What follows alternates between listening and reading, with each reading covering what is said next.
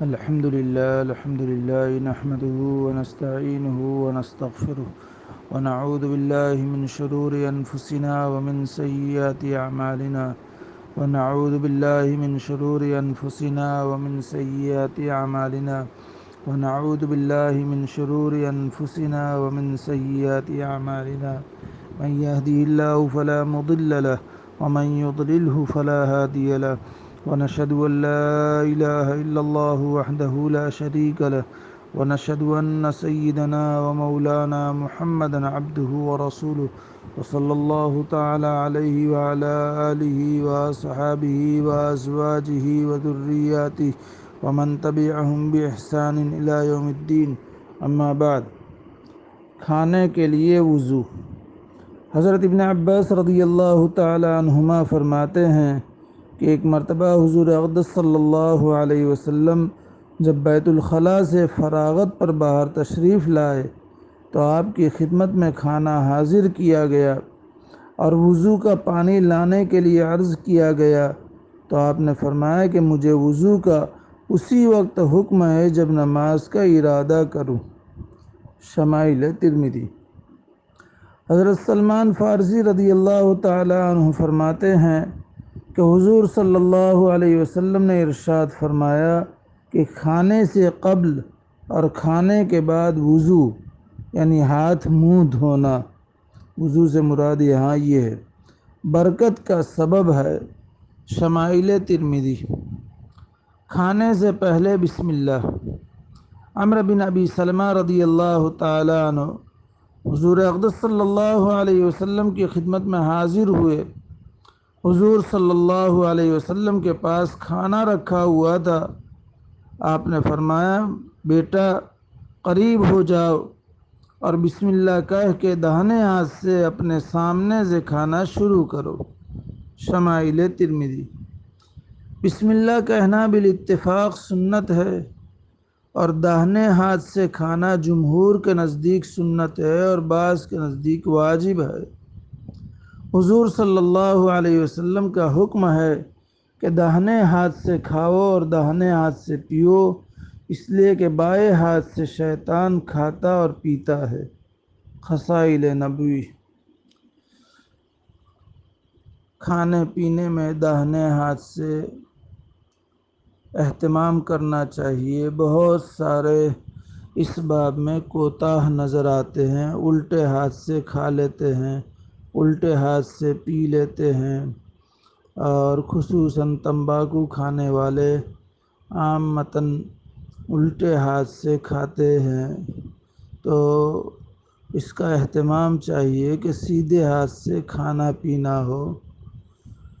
حضرت انس رضی اللہ تعالی عنہ نے حضور اقدس صلی اللہ علیہ وسلم سے روایت کی ہے کہ حق تعالی جل جلالہ و شانہ بندہ کی اس بات پر بہت ہی رضامندی ظاہر فرماتے ہیں کہ جب ایک لقمہ کھانا کھا لے یا ایک گھونٹ پانی پیے تو حق تعالی شانہ کا اس پر شکر ادا کرے۔ اللہم لک الحمد و لک الشکر لا احصی ثناء علیک۔ شمائل ترمذی۔ جو شخص بسم اللہ پڑھے بغیر کھانا شروع کر دیتا تو آپ اس کا ہاتھ پکڑ لیا کرتے اور اس کو بسم اللہ پڑھنے کے لیے تاکید فرماتے۔ زاد المعاد۔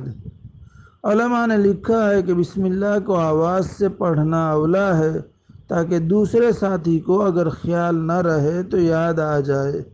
خصائل نبوی۔ جس نعمت کے اول بسم اللہ اور آخر میں الحمدللہ ہو اس نعمت سے قیامت میں سوال نہ ہوگا۔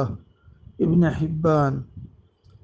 حضرت عائشہ رضی اللہ تعالی عنہ فرماتی ہیں کہ حضور صلی اللہ علیہ وسلم نے فرمایا کہ جب کوئی کھانے کے شروع میں بسم اللہ پڑھنا بھول جائے تو درمیان میں یا بعد میں آنے پر اس طرح پڑھیں بسم اللہ اولہ و آخرہ۔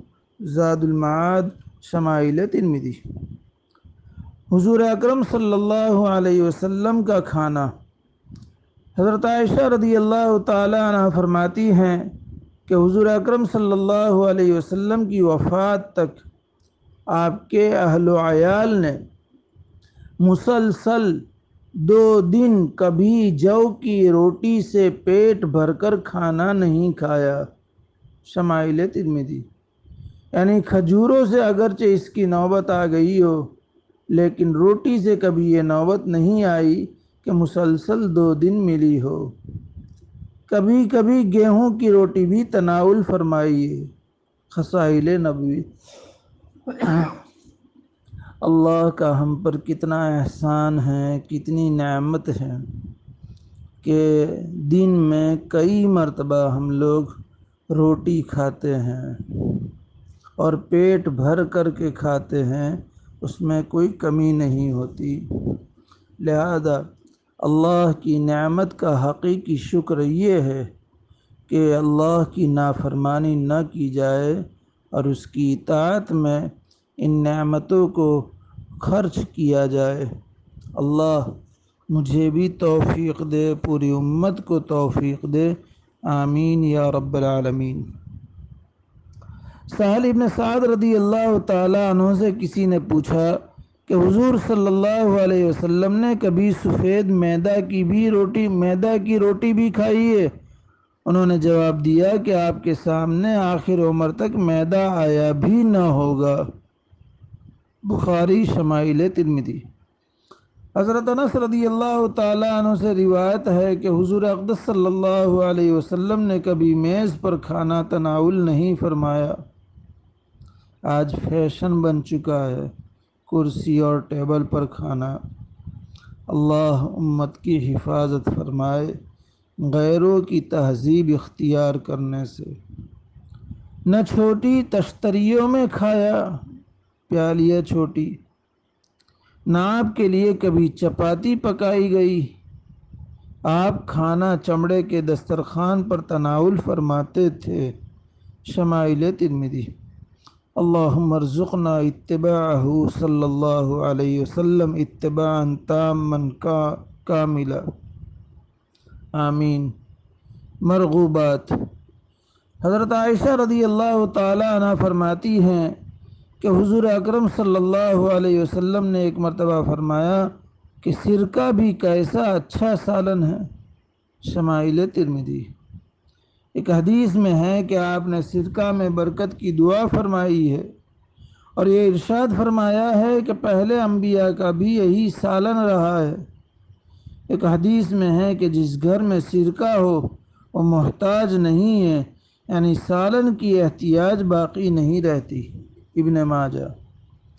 ابو سعید رضی اللہ تعالیٰ عنہ کہتے ہیں کہ حضور اقدس صلی اللہ علیہ وسلم نے ارشاد فرمایا ہے کہ زیتون کا تیل کھانے میں بھی استعمال کرو اور مالش میں بھی، اس لیے کہ یہ ایک بابرکت درخت کا تیل ہے۔ شمائل ترمذی۔